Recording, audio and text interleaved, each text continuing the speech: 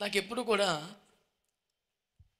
ఒక వ్యక్తి కోసం 7 సంవత్సరాలు కొద్ది రోజుల్లో గడిచిపోయినట్టు యాకోబుకి అది చదివినప్పుడల్లా నాకు ఒక రోషం వస్తుంది. నా దేశం కోసం కొన్ని గంటలు అట్లా ఖర్చు పెట్టాలి కదా. తన వ్యక్తిగత సంతోషం కోసం 7 సంవత్సరాలు కొన్ని రోజుల్లాగా అతనికి అనిపించిందంట. మన దేశం కోసం మనకి ఎట్లా అనిపించాలి? ఇలాంటి ఒక భారంతో దేవుడు మన హృదయాలు నింపాలి. ఒక్క విషయాన్ని మాత్రమే నేను మీ ముందు పెట్టి ఒకరిద్దరు దైవజనుల స్పందనను కోరి ప్రార్థన ఆశీర్వాదాలతో ముగించుకుందాం. ప్రార్థన అనగానే అది రహస్య ప్రార్థన అనే భావన బైబిల్లో నేర్పించబడింది. అది బ్రద్దలైన సందులో నిలబడటం అని చూపించబడింది. చచ్చిన వారికి బ్రతిని వారికి మధ్యలో నిలబడటం అని బయలుపరచబడింది. దేవుని సన్నిధిలో ఏకాంతంగా ఆయన పాదాలు పట్టుకుని పెనుగులాడటం అని చూపించబడింది. కొండ మీది ప్రసంగములో యేసయ్య రహస్యమందు చూచు నీ తండ్రి నీకు ప్రతిఫలం ఇచ్చినట్లుగా గదిలోకి వెళ్ళి తలుపులు వేసుకుని ప్రార్థన చేయమని చెప్పారు. ఈ రీతిగా ఏకాంత ప్రార్థన, రహస్య ప్రార్థన బైబిల్లో ప్రబోధించబడగా ఎందుచేత ఈ రోజున ప్రార్థన రోడ్డెక్కింది? రహస్య ప్రార్థన బహిరంగ ప్రార్థనగా ఎందుకు రూపుదాల్చింది అని ఒక చారిత్రాత్మకమైన కారణాన్ని మీ దృష్టికి తీసుకొస్తాను. చాలా సునిశ్చితమైనటువంటి అంశాన్ని మీరు పరిశీలనాత్మకంగా వినాలి. మీరు బైబిల్ తీసి చదవక్కర్లేదు. ఆ ధీమాతోనే రీడబుల్ లైటింగ్ ఏర్పాటు చేయలేదు. నేను మోకాలు కనపడితే చాలున్నట్టుగా పెద్ద పనే ఉండదు అనే ఉద్దేశం. ఏకాంత ప్రార్థన, రహస్య ప్రార్థనలన్నీ బైబిల్లో మీకు చూపించాను. అదే బైబిల్లో నుంచి ఇంకొన్ని ప్రార్థనలు చూపిస్తాను, చదవక్కర్లేదు. ఎజ్రా గ్రంథము 10వ అధ్యాయం 1వ వచనంలో దైవజనుడని ఎజ్రా ఇశ్రాయేలు ప్రజలందరినీ, వేలాది జనాన్ని యెరూషలేము మందిరపు వీధిలోకి నడిపించాడు. గుళ్ళోకి రానివ్వలేదు. మందిరపు వీధిలోనికి నడిపించి వృద్ధులు, చిన్నవారు, భార్యలు, పిల్లలు, శిశువులు, గర్భిణీలు సహా మందిరపు వీధుల్లో మోకాళ్ళ మీద పడి భయంకరంగా మహారోదన చేసి ప్రార్థనలు చేపిస్తున్నాడు. ఇట్లుండగా అందరూ ప్రార్థనలతో మహాశోకముతో ఏడుస్తున్నారు. ఇంతకీ ఎందుకు ఏడుస్తున్నారు అంటే దేవుని ప్రజలు దేవుణ్ణి బాధ పెట్టేలాగా బ్రతికారంట. వేరెవరి మీద కంప్లైంట్ కాదు, దేవుని ప్రజల్లో ఒక లోపం. వాళ్ళు చేసిన ఒక పాపాన్ని గురించి విని ఉన్న చోటనే కుప్పకూలిపోయి శ్రమ తీరా దినమంతా ఏడ్చి చుట్టూ పీక్కొని గడ్డాన్ని పెరికేసుకొని బట్టలు చింపుకొని బూడిద పోసుకొని రోజంతా ఏడ్చాడంట. ఏడ్చినాక పదండి గుడి దగ్గర పదని అందరూ మీ సంగతి చెప్తాను తీసుకొచ్చాడు. తీసుకొచ్చి మందిరంలోకి రానివ్వకుండా మందిరపు వీధులు మోకరింపజేసి వాళ్ళతో ప్రార్థన చేయించాడు. మా తప్పే, పాపమే, క్షమించండి బాబు అని చిన్నలు పెద్దలు అందరూ గొల్లు పెట్టుకుని ఏడుస్తున్నారు. ఇలా విపరీతమైన కన్నీటి వర్షము కురుస్తున్న నేపథ్యం అకస్మాత్తుగా ఆకాశం తెరవబడి వర్షం పడిపోతుంది. వర్షం పడుతుంది కదా, లేచి అటు ఇటు వెళ్ళిపోదామంటే దైవజనుడు ఒప్పుకోలేదు. వర్షములోనే మందిరపు వీధిలోనే మోకాళ్ళ మీద ఏడ్చి ప్రార్థన చేసి పాపాలు ఒప్పుకోమంటున్నాడు. వర్షం పెరిగిపోతుంది, చలి పెరుగుతుంది, గర్భిణీలు ఉన్నారు, చంటి బిడ్డలు ఉన్నారు, వృద్ధులు ఉన్నారు. Nothing doing. ఎవడు ప్రార్థన నుంచి లేవడానికి వెళ్ళలేదు. మోకరించండి, ప్రార్థన చేయండి అని గట్టిగా కోపడుతున్నాడు. కొన్ని గంటలు అలా ప్రార్థన చేసిన తర్వాత ఆయనే మళ్ళీ మైక్ తీసుకొని, అయ్యా చంటి బిడ్డలు, ఆడబిడ్డలు ఉన్నారు, చాలాసేపు నుంచి వర్షంలో తడుస్తున్నారు, ఇంకెక్కువసేపు ఉండలేరు పాపం, ఈసారి క్షమించు బాబు అని ప్రార్థన చేసి పంపించాడు. ఇంతకీ ఏం జరిగిందయ్యా అంటే ఎజ్రా 9 ప్రారంభ వచనాలు రాస్తాడు. వారట దేశపు జనులలో నుండి తమను తాము ప్రత్యేకపరుచుకోలేదట. ఈ అపరాధము చేసిన వారిలో ఇశ్రాయేలు ముఖ్యులు ఉన్నారంట. అంటే క్రైస్తవ నాయకులు ఉన్నారు, క్రైస్తవ పెద్దలు ఉన్నారు, పెద్ద పెద్ద సంఘాల అధినేతలు ఉన్నారు. ఇంతకు వీళ్ళు చేసిన పాపం ఏంటి? వ్యభిచారమా, మద్యపానమా, విగ్రహార్పితములు తినడమా? కాదట. దేశపు జనుల్లో నుండి తమను తాము ప్రత్యేకపరచుకోలేదు. అంటే రహస్య ప్రార్థన రోడ్డెక్కిన కారణం ఏంటి తెలుసా? మందిరంలో ఏడ్చేవారు మందిరపు వీధిలో పడి ప్రజలందరూ చూసినట్లుగా మా తప్పే, మాది పొరపాటే, మాది పాపమే, క్షమించమని ఏడ్చిన కారణం ఏంటి తెలుసా? నీ బిడ్డలమయ్యిండి కూడా మేము వేరుబాటు జీవితం సాధన చేయట్లేదు, మేము ప్రత్యేకంగా బతకట్లేదు, అందరిలాగానే బతికేస్తున్నాం. ఒక ప్రతిష్ట లేదు, ఒక పరిశుద్ధత లేదు, ఒక వైరాగ్యం లేదు, ఒక ఉపేక్ష లేదు, ఒక సమర్పణ లేదు. క్యాజువల్గా బతికేస్తున్నాం. మా తిండి, మా మాట, మా వస్త్రధారణ, మా కుటుంబాల్లో జరిగే పెళ్ళిళ్ళు, గృహప్రవేశాలు, మరణ కార్యక్రమాలు నిర్వహించే విధానం, ఎందులో కూడా ఒక ప్రత్యేకత లేదు. అంతా సాధారణ మనుషులు చేసినట్లుగా జరిగిపోతుంది. ఇలా జరగకూడదు కదా. నీ కొరకు ప్రత్యేకమైన వాళ్ళంగా బ్రతకాలి కదా. అంటే క్రైస్తవులు నడి వీధిలోకి వచ్చి పశ్చాత్తాపడి, బాహాటంగా రొమ్ము కొట్టుకుని పశ్చాత్తాపడి, ఒప్పుకొని ఏడ్చి చేయవలసిన బహిరంగ ప్రార్థన ఏంటో తెలుసా? మాకు వేరుపాటు జీవితాన్ని కోల్పోయాము, ప్రత్యేక జీవితాన్ని కోల్పోయాము, ప్రతిష్ఠిత జీవితాన్ని కోల్పోయాము. ఇక మీదట అలా చేయం ప్రభువా. ఈరోజు మొదలుకొని నీకు ప్రతిష్ఠితులంగా జీవిస్తాం, ఒక సమర్పణలో బ్రతుకుతాం, ఒక ప్రత్యేకంగా బ్రతుకుతాం, వేరుబాటు జీవితాన్ని సాధన చేస్తాం అని తీర్మానము మోకాళ్ళ మీద కన్నీళ్లతో చేయడానికి రోడ్డెక్కించాడు దేవుడు. మందిరాల్లో ప్రార్థన చేసిన మనం ఎందుకు రోడ్డెక్కామో తెలుసా? ఇకనైనా వేరుబాటు జీవితం సాధన చేస్తానని. ఇటువైపు నుంచి సౌండ్ తక్కువ వచ్చింది. మీరు మూర్ఖులకు ఇతరం వారికి వేరైతేనే రక్షణ. అపోస్తలులు 2:40. వారి విధులు సకల జనుల విధులకు వేరుగా ఉన్నాయి, ఉండాలి. ఎస్తేరు 3:8. వారు ఒంటిగా నివసించు జనము జనములలో లెక్కించబడరు. సంఖ్య 23:9. ఎక్కడ రాజీ పడకూడని వచనాలు ఇవన్నీ కూడా. దేవుని కొరకు ప్రత్యేకంగా జీవించాలి. మనం అందరినీ ప్రేమించాలి, అందరితో సమాధానంగా ఉండాలి, అందరి కొరకు ప్రార్థించాలి, దేవుని కొరకు ప్రత్యేకంగా బ్రతకాలి. మన కొరకు మృతి పొంది తిరిగి ఇచ్చిన క్రీస్తు కొరకు బ్రతకాలి. మన మాట, మన వస్త్రధారణ, మన నిర్ణయాలు, మన వ్యవహారాలు పూర్తిగా ఆత్మ సంబంధంగా ప్రత్యేకంగా మారిపోవాలి.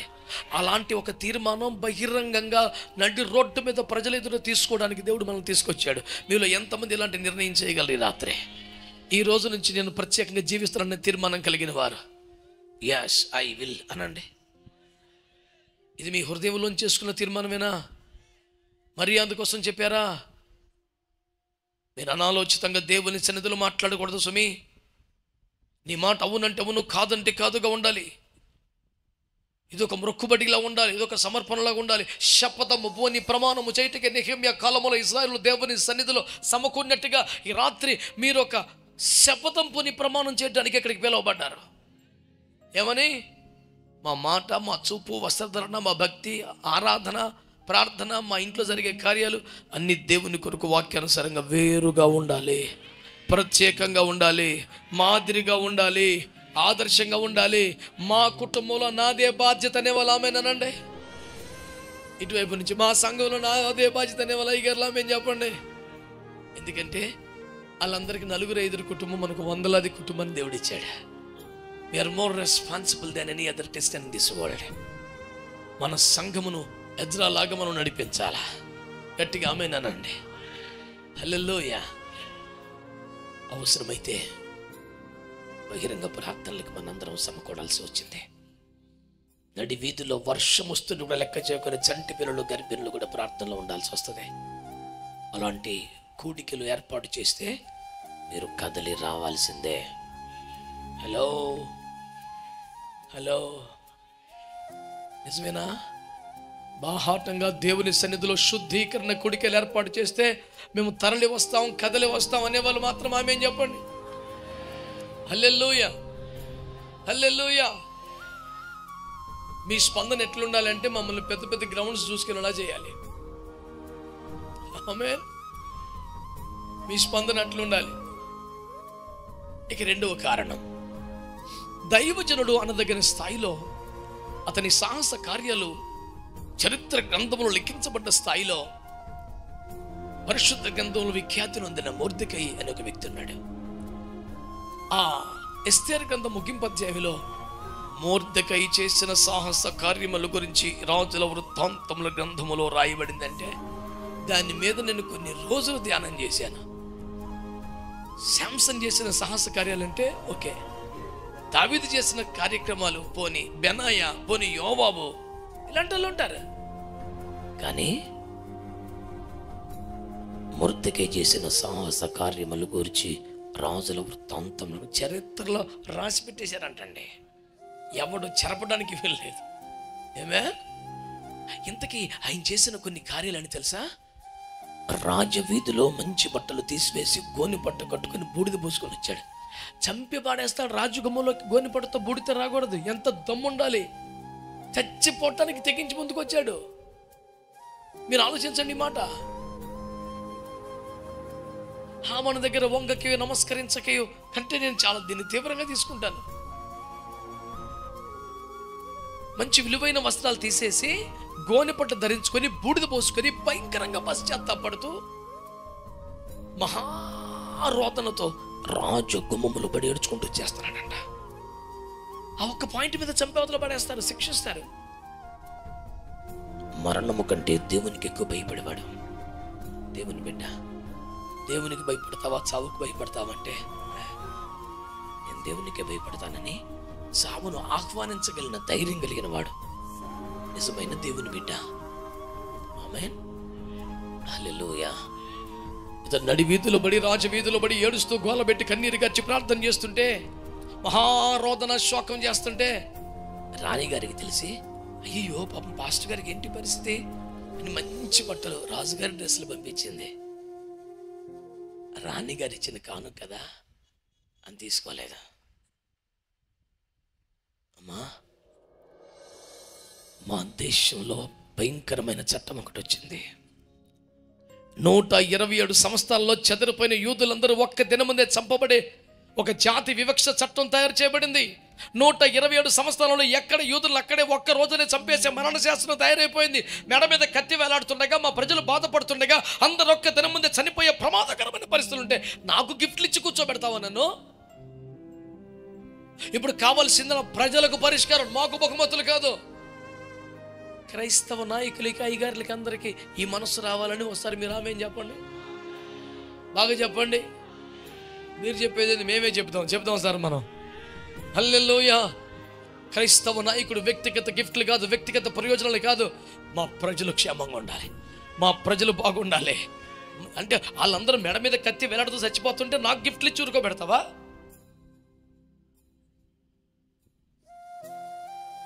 This is not right time to take any gift from you. ఒకవేళ రాణికి మంచి మనసే ఉండొచ్చు, ప్రభుత్వాలకి పాలకులకు మంచి మనసు ఉండొచ్చు. అయ్యో పాస్టర్ గారు బాధపడుతున్నారు, వాళ్ళకి ఏదో గిఫ్ట్ ఇద్దాం, ఏదో ఒకటి చేద్దాం అనే మనసు ప్రభుత్వానికి ఉండొచ్చు. వారి పెద్ద మనసును, తల్లి మనసును, తండ్రి మనసును నేను అభినందిస్తూ తీసుకునే మనసు మాకు లేదని మనం చేస్తున్నాను. కారణం ఏంటి? ప్రభుత్వాలకు వ్యతిరేకమా, గిఫ్ట్కి వ్యతిరేకమా కాదు. ప్రస్తుతం పేక మీద కత్తి వేలాడుతుంది, అది తీసేసి గిఫ్ట్ ఇవ్వండి.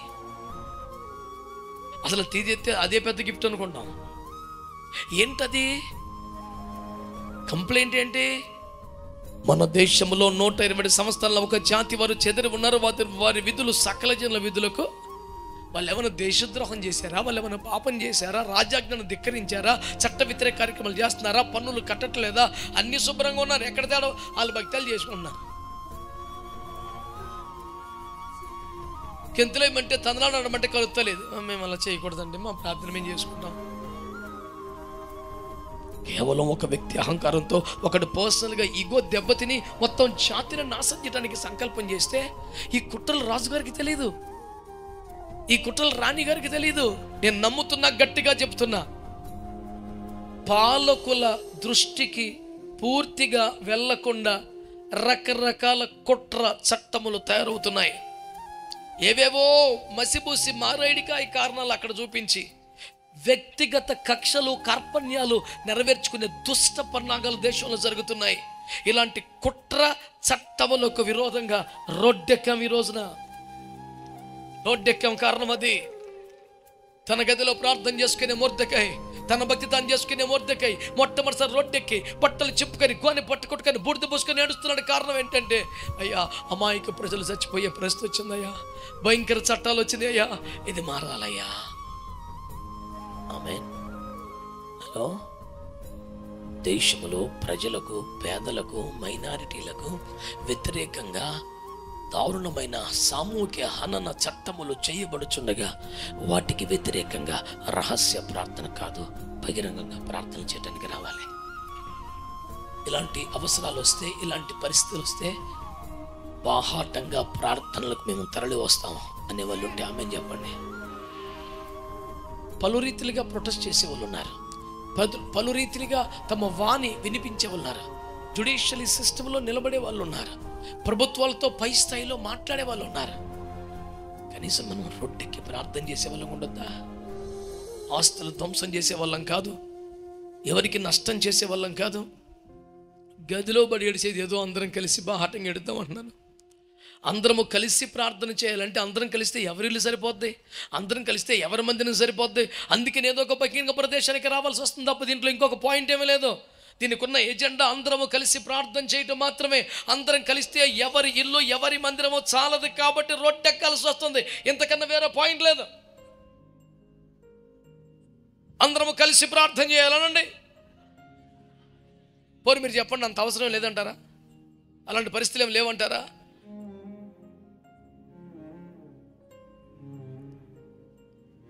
కొన్ని బాధాకర విషయాలు చెప్పడానికి కూడా నోరు రావట్లేదు. మణిపూర్లో కూలిపోయిన కాలిపోయిన మందిరాల లెక్క తేలింది, చచ్చిపోయిన వారి లెక్క కూడా దాదాపుగా తేలింది. కానీ ఒక్క రాత్రిలో భయంతో పారిపోయిన 9,000 మంది లెక్క ఈ రోజుకి తెలియదు. వాళ్ళు ఉన్నారో చచ్చిపోయారో ఇంకా అడవుల్లో కొండల్లో ఉన్నారో ఎక్కడికి వెళ్ళిపోయారో ఈ రోజుకి తెలియదు సార్. అలాంటి అభాగ్యుల కోసం, శ్రమ బాధితుల కోసం ప్రార్థించాల్సిన అవసరం లేదంటారా? మాట్లాడరేమండి? చిన్న బిడ్డల గౌరవాలు, మానవులు బలత్కరించబడుతుంటే రోడ్డెక్కి ప్రార్థన చేయొద్దా?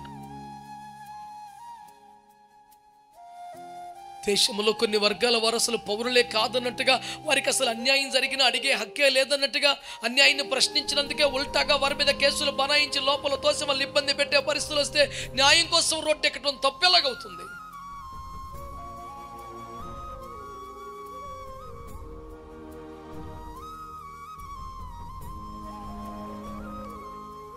క్రైస్తవుల శుద్ధీకరణ కోసం రోడ్డెక్కాలి, వ్యతిరేక కుట్ర చట్టముల కోసం రోడ్డెక్కాలి.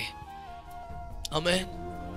నేను అంటున్నాను, వ్యక్తిగత ప్రార్థనలు, కుటుంబ ప్రార్థనలు, సంఘ ప్రార్థనలకు అదనముగా అవసరమును బట్టి మనం బహిరంగ ప్రార్థనలకు సమావేశం కావలసిన సమయం వచ్చిందని నేను నమ్ముతున్నాను, పిలుపునిస్తున్నాను.